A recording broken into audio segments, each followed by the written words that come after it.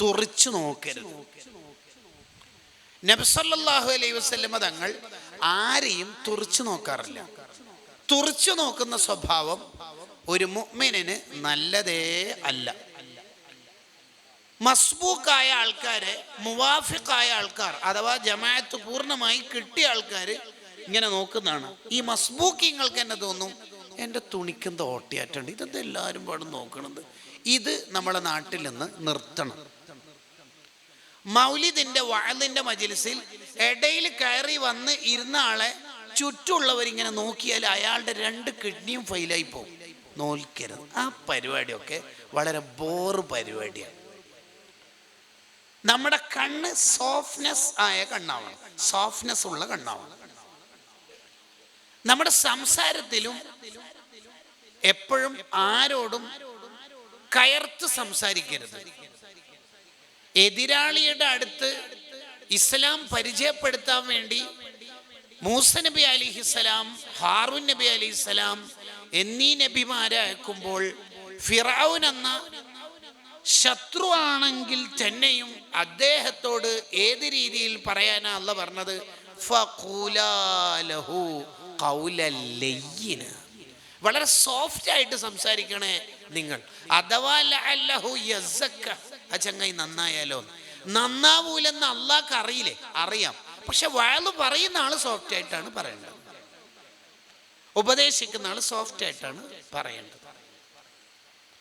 ദഅവത്തിന് അയക്കുന്ന സ്വഹാബിമാർക്ക് നബി സല്ലല്ലാഹു അലൈഹി വസല്ലം തങ്ങൾ കൊടുക്കുന്ന ഉപദേശം യസ്സിറ വല തുഅസ്സിറ, ബശ്ശിറ വല തുനഫിറ, വെറുപ്പിക്കരുത്, സോഫ്റ്റ് ആക്കണം. ഞാൻ പിന്നെ തെറ്റ് കണ്ടാൽ അപ്പാട് പറയും, എനിക്കപ്പുറമില്ല ഇപ്പുറമില്ല. ഈ പരിപാടി എല്ലായിടത്തും നല്ലതല്ല എന്നാണ് പറയാൻ ശ്രമിക്കുന്ന ആശയം. ഇനി മാതാപിതാക്കളിലേക്ക് വരാം. മാതാപിതാക്കളോട് സംസാരിക്കുമ്പോൾ വളരെ സോഫ്റ്റ് ആയിട്ട് സംസാരിക്കണം. മദീനയിൽ നിന്ന് ശബ്ദം ഉയർത്തരുത് എന്ന് മാത്രമല്ല, ലാ തർഫഉ അസ്വാതകും ഫൗഖ സൗത്തിൻ നബി എന്ന ആയത്തിന്റെ താല്പര്യം. പിന്നെ നബി സല്ലല്ലാഹു അലൈഹി വസല്ലം തങ്ങളുടെ ഹദീസിന്റെ ക്ലാസ്സിൽ, റസൂലുള്ളാഹിന്റെ ശമാഇലിന്റെ മജ്‌ലിസിൽ, നബി തങ്ങളുടെ മൗലിദിന്റെ സദസ്സിൽ ഇവിടെ ഒരിക്കലും ശബ്ദം ഉയർത്തരുത്. സൂറത്തുൽ ഹുജറാത്തിന്റെ വ്യാഖ്യാനത്തിൽ കാണാം. അപ്പൊ നബിയോർമ്മയാണ് നമ്മുടെ ജീവിതത്തെ കൺട്രോൾ ചെയ്യണമെങ്കിൽ ശബ്ദം ഉയർത്താതെ സംസാരിക്കണം. മദീനയാണ് നമ്മളെ കൺട്രോൾ ചെയ്യണമെങ്കിൽ ജഗപുക നമ്മളിൽ ഉണ്ടാവില്ല. ഇൻസ്റ്റഗ്രാമാണ് കൺട്രോൾ ചെയ്യുന്നതെങ്കിൽ ജഗപുക മാത്രമേ ഉണ്ടാവുള്ളൂ. അപ്പോൾ നമ്മളെ കൺട്രോൾ ചെയ്യേണ്ടത് ആരാണ്? നബിയോർമ്മകളാണ്. അപ്പോഴാണ് ഒരാളുടെ ജീവിതത്തിൽ നബി ജീവിതം സാധ്യമാവുന്നത്. ഹദീസിന്റെ ക്ലാസ്സിൽ ശബ്ദം ഉയർത്തരുത് എന്ന് പറയുമ്പോൾ ആ ഹദീസല്ലേ നമ്മളോട് പറയണത്? എന്ന് ഉപ്പാന്റെ ഉമ്മാന്റെ തൃപ്തി വേണ്ടേ? നമുക്ക് വേണം. ശബ്ദം താഴ്ത്തി സംസാരിക്കണം. ഹദീസ് പണ്ഡിതനായ ഇബ്നു ഔൻ റളിയല്ലാഹു അൻഹുവിനെ ഉമ്മ വിളിച്ചു. എന്താ ഉമ്മ? ഉമ്മ എന്നെ വിളിച്ചോ? എന്താ ഉമ്മ എന്ന അർത്ഥത്തിൽ ഉത്തരം കൊടുത്തു. ആവശ്യങ്ങൾ നിർവഹിച്ചു. പിന്നെ വന്ന് ചിന്തിക്കുകയാണ്, ഞാൻ എൻ്റെ ഉമ്മ വിളിച്ചപ്പോൾ എന്തേ എന്ന് ചോദിച്ചത് കുറച്ച് സൗണ്ട് കൂടിപ്പോയോ, ഓവറായോ? ശരിയല്ലല്ലേ അത്? സ്വയം വിചാരണ. ഉടനെ അങ്ങാടിയിൽ ചെന്ന് വിലപിടിപ്പുള്ള 2 അടിമകളെ വാങ്ങിയിട്ട് മോചിപ്പിച്ചു. എന്നിട്ട് അള്ളാഹിനോട് പറഞ്ഞു, നേരത്തെ എൻ്റെ ഉമ്മാൻ്റെ അടുത്ത് കുറച്ച് സൗണ്ട് കൂടിപ്പോയിട്ടുണ്ട്, ഉമ്മനോട് സംസാരിക്കുമ്പോൾ ഉത്തരം കൊടുക്കുമ്പോൾ പൊരുത്തപ്പെടാനാണ് ഈ 2 അടിമകളെ വാങ്ങിയത്, മോചിപ്പിച്ചത്. പൊരുത്തപ്പെട്ടേർന്നേ അള്ളാഹ്. സൗണ്ട് എന്തേ എന്ന് ചോദിച്ചപ്പോൾ കൂടിപ്പോയതിന്. കണ്ടോ? മുഖാതബത്തുഹുമ ബിലുത്ഫിൻ വ അദബിൻ. ഉപ്പാനോടും ഉമ്മാനോടും സംസാരിക്കുമ്പോൾ സോഫ്റ്റായി അദബോടെ സംസാരിക്കും. ഈ ഒരു പക്ഷെ നാട്ടിലെ മുദരിസാവാം, ഖാളിയാവാം, പ്രിൻസിപ്പൾ ആവാം, ഡയറക്ടർ ആവാം. അതൊക്കെ നാട്ടുകാർക്ക്. ഉപ്പാക്കുമ്മാക്കും കൊച്ചുമോൻ, ചെറിയ മോൻ. പ്രിൻസിപ്പളുടെ മുദരിസിന്റെ കോട്ടൊക്കെ വീട്ടിന്റെ പുറത്തു തന്നെ അഴിച്ചിട്ട് എവിടെയെങ്കിലും കൊളത്തി വെക്കുക. വീട്ടിൽ പച്ച മനുഷ്യനായിട്ട് കയറും. അതൊക്കെ നമുക്ക് കോളേജിൽ പരിഗണിക്കാം. ഉപ്പാനോടും ഉമ്മാനോടും വളരെ സോഫ്റ്റ് ആയിട്ട് സംസാരിക്കണം. ചില മഹാന്മാര് ഉമ്മ വർത്താനം പറയുമ്പോൾ കേട്ടതുപോലെ അഭിനയിക്കും. ആ ആയിക്കോട്ടെ, ഇൻഷാ, ആ ശരി, ഓക്കെ. ഉമ്മ പോയതിന് ശേഷം പെങ്ങളോട് ചോദിക്കും, ഉമ്മ എന്താ പറഞ്ഞത്? അപ്പൊ നേരത്തെ അല്ലേ? ആ നല്ല പറഞ്ഞു. അത് എന്തേന്ന് ചോദിച്ചാൽ ഉമ്മ പറഞ്ഞത് ഒന്നും കൂടി പറയേണ്ടി വരില്ല ഉമ്മ, അഥവാ ഇടാവെന്ന് പേടിച്ചിട്ടാണ്, ശരിക്കും കേട്ടിട്ടും മനസ്സിലായിട്ടൊന്നുമില്ല. ഞാൻ പിന്നെ എന്തേന്ന് ചോദിച്ചാൽ സൗണ്ട് കൂടുമോന്നൊരു പേടിയുണ്ട്, അതുകൊണ്ടാണ്. എന്താ പറഞ്ഞത്? ഹദീസ് പണ്ഡിതന്മാരുടെ ജീവിത പറയണത് നിങ്ങൾ ആലോചിച്ചു. ജയിച്ചവര് മുഴുവനും ജയിച്ചത് ഉപ്പാൻ്റെ ഉമ്മാൻ്റെ പൊരുത്തത്തിലാണ്. തോറ്റവരുടെ കഥ ഉൾട്ടയും. ഒരാൾക്ക് ഉന്നതി ഉണ്ട്, അയാൾ ഉന്നത സ്ഥാനത്തുണ്ട് എന്ന് ഇബ്ലീസിന് ബോധ്യപ്പെട്ടാൽ ഇബ്ലീസ് ചെയ്യുന്ന ഒരു പരിപാടിയും കൂടിയാണ്, ഉപ്പാൻ്റെ ഉമ്മാൻ്റെ വിഷയത്തിൽ അയാളെ തകർക്കും. ആ ഫോം റെഡിയല്ലെങ്കിൽ അയാൾ ആഖിറത്തിൽ അമ്പേ പരാജയപ്പെടും. അപ്പൊ രണ്ടാമത്തെ നമ്മൾ പഠിച്ചത് മുഖാത്തബത്തുഹുമ ബിലുതുഫിൻ വഅദബിൻ, വളരെ സോഫ്റ്റായി സംസാരിക്കണം. ഉപ്പാനോടും ഉമ്മാനോടും സോഫ്റ്റായി സംസാരിക്കണം. ഉപ്പാക്കും ഉമ്മാക്കും ചെയ്തു കൊടുത്ത ഒരു കാര്യവും എടുത്തു പറയരുത്. ഞാനല്ലേ ഉമ്മാക്ക് പിന്നാന്ന് 5000 തന്നത്, ഇതെന്താ പൈസ പറിക്കുന്നുണ്ടോ? മിണ്ടിപ്പോരുത്. സ്വതക്ക എടുത്തു പറയൽ പൊതുവിൽ നല്ലതല്ല. പ്രത്യേകിച്ച് ഉപ്പാനോടും ഉമ്മാനോടും പറയാനേ പാടില്ല. ഉപ്പാക്കും ഉമ്മാക്കും കൊടുത്ത സംഖ്യയുടെ കഥയോ അതിൻ്റെ കണക്കോ ഭാര്യനോട് പറയുന്ന പരിപാടി നിർത്തിവെക്കണം. അത് എന്താവശ്യത്തിനാണെങ്കിലും അത് നിർത്തിവെക്കണം. ഗസാലി ഇമാം റഹിമഹുല്ല ബിദായത്തുൽ ഹിദായ എന്ന ഗ്രന്ഥത്തിൽ എഴുതി വെക്കുന്നുണ്ട്, ഉപ്പാക്കും ഉമ്മാക്കും കൊടുത്ത കാര്യമൊന്നും ഉപ്പാനോടും ഉമ്മാനോടും പറയരുത്. ഞാൻ ഡൈനിങ് ഹാളും സെൻട്രൽ ഹാളും വൃത്തിയാക്കിയില്ലേ, ബാക്കി ഫാത്തിമാനോട് പറയുന്ന ഡയലോഗ് അടിക്കരുത് എന്നാണ് പറഞ്ഞതിൻ്റെ മലയാളം. അതേസമയം ഉപ്പാക്കും ഉമ്മാക്കും അള്ള കൊടുത്ത അധികാരമാണ്, മക്കൾക്ക് ചെയ്തു കൊടുത്ത കാര്യമൊക്കെ പറയാം, അതിനൊരു പ്രശ്നമില്ല. നിന്റെ +1 ഫീസ് അടച്ചത് എങ്ങനെയാണെന്ന് അറിയാം മോനെ, നീ ഇപ്പം കുറച്ച് ശമ്പളം കിട്ടുമ്പോൾ ഏതാ ഡയലോഗ് അല്ലേ, പൈസ ഇല്ലല്ലേ എനിക്ക്, ടൈറ്റ് അല്ലേ. ആ കൊറോണ കാലത്ത് നിനക്കൊരു ഫോൺ വാങ്ങിത്തരാൻ ഉപ്പ കഷ്ടപ്പെട്ട കഷ്ടപ്പാട് നിനക്കറിയോ? ഇപ്പോൾ ഉപ്പ ഒന്ന് ടൂറിന് പോകണ്ടെന്ന് പറയുമ്പോഴേക്ക് നീ എന്താ ഇപ്പം പറഞ്ഞത്? ഓക്കേടാ. ഉപ്പയും ഉമ്മയും ചെയ്ത മുഴുവൻ സ്വതക്കയും എടുത്തു പറഞ്ഞാൽ ഒരു പ്രശ്നമില്ല, ഒരു പ്രശ്നമില്ല. അത് അവർക്ക് അള്ള കൊടുത്ത അധികാരമാണ്, അതവരുടെ സ്ഥാനമാണ്, അതവരുടെ വിലയാണ്. മൂന്നാമത്തെ കാര്യം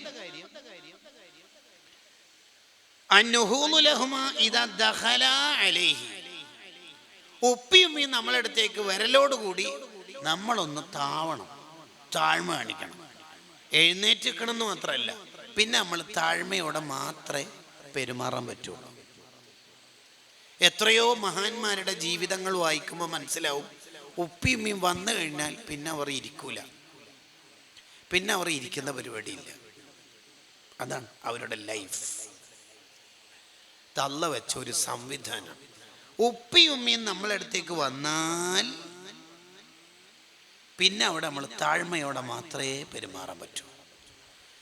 മഹാനായ സയ്യിദുന അബൂബക്കർ സിദ്ദീഖ് റളിയല്ലാഹു അൻഹു മദീനയിൽ നിന്ന് മക്കയിലേക്ക് തിരിച്ചു പോകുന്ന ഒരു ഘട്ടം ഉണ്ട് ചരിത്രത്തിൽ. അന്ന് ഉപ്പ അബൂ ഖുഹാഫ റളിയല്ലാഹു അൻഹുവിനെ കണ്ട ഉടനെ കുതിരപ്പുറത്ത് നിന്ന് ഇറങ്ങിയിട്ട് നടക്കുകയാണ്. ആര്? ലോകത്തെ ഔലിയാക്കളുടെ ഏറ്റവും വലിയ നേതാവ്. ഉപ്പാനെ കാണലോടുകൂടി പിന്നെ കുതിരപ്പുറത്തില്ല, താഴെ ഹോൺ അടിച്ചിട്ട് ഉപ്പ ആ ഗേറ്റും നടക്കണേ എന്ന് ഓർഡർ ഇടുമ്പോൾ ഒന്ന് സിദ്ദീഖ് തങ്ങളെ മനസ്സിൽ ഓർമ്മിക്കണത് നല്ലതാവും, നല്ലതാവും. ഉപ്പ ഗതിയിൽ അനങ്ങാണ്ട് എല്ലാ വിഷയത്തിലും ഉപ്പ ഇടപെടണ്ട. പിന്നെ എൻ്റെ ഫ്രണ്ട്സൊക്കെ വരുന്നതാണ്, ഒന്ന് ഏതെങ്കിലും റൂമിലാറ്റം കൂടാൻ എന്തെങ്കിലും പ്രത്യേകം ഫ്രൂട്ട്സ് ആറ്റം വേണം, ദയവ് കേട്ടോ. നീ മൂക്കൊണ്ട് വരക്കുന്ന ഒരു കാലം അതിവിദൂരമല്ലാത്ത കാലത്തു തന്നെ പ്രതീക്ഷിക്കാം. ബാക്കിയുള്ള തെറ്റൊക്കെ അള്ളാഹു ഒരുവിധം പിടിച്ചു നിൽക്കും ആഖിറത്ത് വരെ. നോ, ഈ വിഷയത്തിൽ ഒരു എക്സ്ക്യൂസും ഇല്ല. പ്രീപോണ്ട് ശിക്ഷയാണ്, നേരത്തെ തന്നെ കിട്ടും. പോസ്റ്റ് പോണ്ട് ചെയ്യണ പരിപാടിയില്ല. ഹാക്കിം റഹിമഹുല്ല മുസ്തദറക്കിൽ ഉദ്ധരിക്കുന്ന ഹദീസ് ഇതിന് തെളിവാണ്. ഉപ്പാനും ഉമ്മാനും ബുദ്ധിമുട്ടിച്ചവർക്ക് ശിക്ഷ നേരത്തെ തന്നെ കിട്ടിത്തുടങ്ങും. അതിൻ്റെ അർത്ഥം ഇതേ ശിക്ഷയുള്ളൂ എന്നല്ല, ഇത് ജസ്റ്റ് ആദ്യത്തെ ഡോസാണ്. വരുന്നുണ്ട് വലുത്. വലനുദീകന്നഹും മിനൽ അദാബിൽ അദ്ന ദൂനൽ അദാബിൽ അക്ബർ. വലുത് വരുന്നുണ്ട്. ഉപ്പാനും ഉമ്മാനും തൊട്ടാൽ കേസ് പൊള്ളും എന്നർത്ഥം. നാലാമത്തത് തഖ്ബീലു യദൈഹിമ സ്വബാഹൻ വമസാഅൻ വഫിൽ മുനാസബാത്ത്. മാതാപിതാക്കളുടെ കൈ പിടിച്ചൊന്ന് മുത്തണം, രാവിലെയും വൈകുന്നേരവും. വഫിൽ മുനാസബാത്ത്, വിശേഷ കാലത്തും ദിവസങ്ങളിലും. ഉപ്പാൻ്റെ ഉമ്മാൻ്റെ മുത്തം വാങ്ങണം നമ്മൾ. അവർക്ക് നമ്മൾ ചുംബനം നൽകണം. ആ സ്നേഹം നമുക്കുണ്ടാവണം.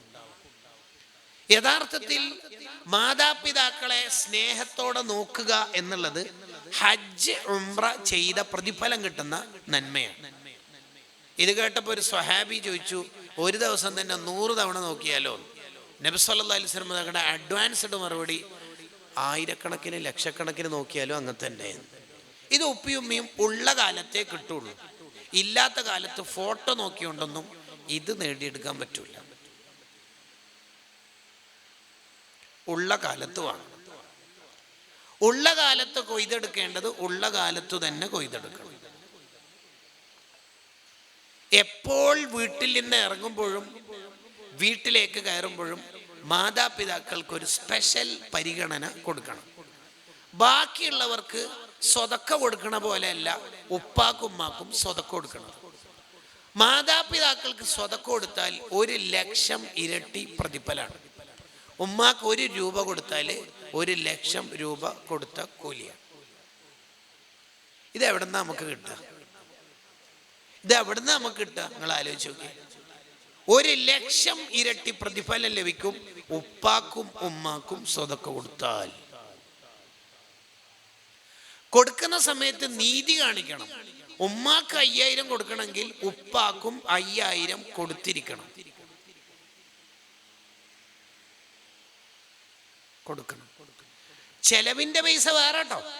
അത് ഉപ്പയാണ് നോക്കുന്നതെങ്കിൽ അത് ഉപ്പാക്ക് വീട്ടിലെ കാര്യങ്ങളും കറണ്ട് ബില്ല്, ഗ്യാസ്, അതൊക്കെ വേറെ കൊടുക്കുക. ഒരു പ്രത്യേക ഗിഫ്റ്റ് ആയിട്ട് കൊടുക്കണമെങ്കിൽ ഉമ്മാക്ക് കൊടുക്കുന്ന തന്നെയാണ് ഉപ്പാക്കും കൊടുക്കേണ്ടത്.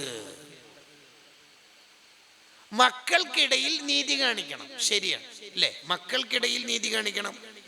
എല്ലാത്തിലും അങ്ങനെ തന്നെ. ഈ സദസ്സിൽ ഒരാൾ അത്തർ പുരട്ടി കൊടുക്കുന്നുണ്ട് എങ്കിൽ ഒരാൾക്ക് 2 വട്ടം കുപ്പിയിലിട്ടിട്ട് തേച്ചു കൊടുക്കണമെങ്കിൽ എല്ലാവർക്കും അങ്ങനെ കൊടുക്കണം. ഇല്ലെങ്കിൽ എല്ലാവർക്കും ഓരോന്നാ കൊടുക്കുന്നെങ്കിൽ ആദ്യത്തെ ആൾ മുതലേ അത് ശ്രദ്ധിക്കണം. ഒരു സ്വഹാബി നബി സല്ലല്ലാഹു അലൈഹി വസല്ലം തങ്ങളുടെ അടുത്തിരിക്കുന്ന ഘട്ടത്തിലാണ് ആ സ്വഹാബിയുടെ ഒരു കുട്ടി ഓടി വരുന്നത്. വന്ന കുട്ടിയെ വാരിയെടുത്ത് ചുംബിച്ച് മടിയിലിരുത്തി ആ സ്വഹാബി. ഇത് കണ്ട ആ സ്വഹാബിയുടേത് തന്നെ മറ്റൊരു കുട്ടി ഓടിയെത്തി. ആ കുട്ടിയെയും വാരിയെടുത്ത് ഇടതുഭാഗത്ത് മടിയിൽ ഇരുത്തി. ഉടനെ നബി സല്ലല്ലാഹു അലൈഹി വസല്ലം ഇടപെട്ടു, നീതി കാണിച്ചിട്ടില്ലല്ലോ എന്ന്. നീതി കാണിച്ചിട്ടില്ലല്ലോ എന്ന്. നബി ഒന്നാമത്തെ കുട്ടിയെ ചുംബിച്ചിട്ടാണ് മടിയിലിരുത്തിയത്. രണ്ടാമത്തെ കുട്ടിക്ക് അത് കൊടുക്കാതെയാണല്ലോ ഇരുത്തിയത്. ശ്രദ്ധിക്കണം. നീതികേടാണ് കുടുംബത്തിലെ പല കലഹങ്ങളുടെയും കാരണം. 2 പെൺകുട്ടികളുണ്ട്. ഒരു മോളുടെ ഭർത്താവ് ഗൾഫുകാരൻ. ആ പെണ്ണിനും പ്രത്യേക പരിഗണന വീട്ടിൽ കിട്ടാറുണ്ട്. മറ്റേ മോളെ ഭർത്താവ് ഓട്ടോ ഡ്രൈവർ. അവളെ നിന്ദിക്കാറുണ്ട് എങ്കിൽ ആഖിറത്തിൽ കുടുങ്ങിപ്പോകും. ഒരു ഭാഗം ചെരിഞ്ഞിട്ടായിരിക്കും ആഖിറത്തിൽ വരിക. ചെയ്യരുത്. മക്കളോട് നീതി കാണിക്കണം. എൻ്റെ വിഷയം പാരന്റിങ് അല്ലാത്തതുകൊണ്ട് ഇപ്പോൾ അതിൽ കയറി സംസാരിക്കണില്ല. മാതാപിതാക്കളെ നന്നായി പരിഗണിക്കണം. 4. അഞ്ചാമത്തത് അൽ മുഹാഫളത്തു അല മാലിഹിമ, അവരുടെ സമ്പത്ത് നന്നായി സംരക്ഷിക്കണം. കൈകാര്യം ചെയ്യുന്ന ആൺകുട്ടികൾ ജാഗ്രതയെ. മാതാപിതാക്കളുടെ സ്വത്തിലെങ്ങാനും അന്യായമായി ഇടപെട്ടാൽ, ഉപ്പക്ക് പ്രായമായതുകൊണ്ട് കള്ളരേഖ ഉണ്ടാക്കിയാൽ എന്നാണ് പറഞ്ഞതിന്റെ താല്പര്യം, കുടുങ്ങും. നിന്റെ മക്കൾക്ക് എന്തെല്ലാം രോഗങ്ങളാണോ വരുന്നതെന്ന് പ്രതീക്ഷിക്കാം. ഉപ്പയെ പറ്റിച്ചിട്ട് സ്വത്ത് കയ്യിലാക്കിയാൽ എങ്ങനെയാ നിന്റെ മക്കൾ സ്വാലിഹികളാവുക? മത്അമുഹു ഹറാം വമൽബസുഹു ഹറാം വമശ്റബുഹു ഹറാം ഫഅന്ന യുസ്തജാബ്. പിന്നെ എങ്ങനെ ദുആഇന് ഉത്തരം കിട്ടുക? പല കുട്ടികൾക്കും അംഗവൈകല്യം ഉണ്ടാവുന്നതും പ്രയാസങ്ങൾ ഉണ്ടാവുന്നതും അനന്തര സ്വത്തിലെ അവിഹിതമായ ഇടപെടലാണ്. വാപ്പ മരിച്ചപ്പോൾ പെങ്ങന്മാരെ പറ്റിക്കുന്ന രീതിയിൽ കൈകാര്യം ചെയ്യുന്ന കാര്യകർത്താക്കളുണ്ട്, ആങ്ങളമാർ. നിങ്ങളെ മക്കൾക്ക് വരുന്ന ദുരന്തം അടുത്ത കാലത്തു തന്നെ പ്രതീക്ഷിക്കാം. അന്യായമായി വസൂലാക്കിയ പണം കൊണ്ട് നമുക്ക് ജീവിതത്തിൽ ആഖിറത്തിൽ ഉപകരിക്കുന്ന ഒരു കാര്യവും ചെയ്യാൻ പറ്റില്ല. യൂസുഫ് നബ്ഹാനി തങ്ങളുടെ ദലീലു തുജാർ എന്ന കിതാബിൽ വിശദമായി ആ പഠനം ഉണ്ട്. നമ്മളെ മക്കൾ സ്വാലിഹീങ്ങളാവണമെങ്കിൽ നമ്മൾ സമ്പാദിക്കുന്ന പണം ഹലാലായിരിക്കണം. ലോക അറിയപ്പെട്ട ഹദീസ് പണ്ഡിതനാണ് ഇമാം ബുഖാരി റളിയല്ലാഹു അൻഹു. ബുഖാരി ഇമാമിന്റെ പേര് മുഹമ്മദ് എന്നാണ്, വാപ്പന്റെ പേര് ഇസ്മായിൽ എന്നാണ്. അപ്പോൾ പേര് വരിക മുഹമ്മദ് ബിൻ ഇസ്മായിൽ അൽ ബുഖാരി എന്നാണ്. ആ ഇസ്മായിൽ എന്ന വാപ്പ വഫാത്താകുമ്പോൾ അനന്തരമായി തൻ്റെ മകന് വെച്ചിരിക്കുന്ന സ്വത്തിനെ കുറിച്ച് അഭിമാനപൂർവ്വം പറയുന്നുണ്ട്, എനിക്ക് അനന്തരമായിട്ട് എടുക്കേണ്ട എൻ്റെ മോൻ്റെ സ്വത്തുണ്ടല്ലോ, ഞാൻ മരണപ്പെട്ടാലുള്ള ഈ സ്വത്തിൽ ഒരു ദിർഹമോ ഒരര ദിർഹമോ ഹറാമ് പോയിട്ട് ഹലാലാണോ ഹറാമാണോ എന്ന് ഡൗട്ട് അടിക്കാൻ പറ്റുന്ന ശുബഹത്ത് തന്നെ ഇല്ല, തന്നെ ഇല്ല, അത് ഉറപ്പാ. ആ പണം കൊണ്ട് യാത്ര ചെയ്ത് ലോകം ചുറ്റി ഹദീസ് ശേഖരിച്ച പണ്ഡിതന്റെ പേരാണ് മുഹമ്മദ് ബിൻ ഇസ്മായിൽ അൽ ബുഖാരി റളിയല്ലാഹു. സിയറു അലാമിൻ നുബലായിൽ ഹാഫിളു ദഹബി ഈ ആശയം കൊണ്ടുവരുന്നുണ്ട്. കണ്ടോ, പണം ഹലാലാവണം. ഉപ്പന്റെ ഉമ്മന്റെ സ്വത്ത് പറ്റിക്കരുത്. അത് ചെറിയ ക്ലാസ്സിലെ കാലം മുതൽ തന്നെ, തക്കാളി ഉള്ളി വാങ്ങാൻ അയക്കുന്ന കാലം മുതൽ തന്നെ, 2ാം ക്ലാസ് 3ാം ക്ലാസ് കാലം മുതൽ തന്നെ കുട്ടികളെ പഠിപ്പിക്കണം. മോനെ 2 രൂപ നീ കളവ് പറഞ്ഞു അല്ലേ, അനുവദിക്കരുത്. കളവ് നമ്മുടെ വീട്ടിൽ ഉണ്ടാവരുത്. സത്യസന്ധതയുള്ള വീട്ടിൽ ബറക്കത്ത്. ഇനി വേറെ ഫ്ലിപ്കാർട്ടിൽ നിന്ന് ഓർഡർ ചെയ്യേണ്ട, അവിടെ തന്നെ ഉണ്ടാവും. സത്യസന്ധതയുള്ള വീടായിരിക്കണം. കളവ് പറയല്ല എന്ന് ഉമ്മ ചൊന്നാരെ കള്ളൻ്റെ കയ്യിൽ പൊന്നു കൊടുത്തോവർ എന്ന് മുഹയ്യദ്ദീൻ മാല പാടുന്ന ഉമ്മ തന്നെ ശനിയും ഞായറും മദ്രസ ലീവായത് എന്തുകൊണ്ട് എന്ന് ഉസ്താദ് ചോദിച്ചാൽ അത് പനിയാണ് നാറ്റം പറഞ്ഞോളി എന്ന് പറയുകയാണെങ്കിൽ എന്താണ് ആ വീട്ടിൽ ഉണ്ടാവുക?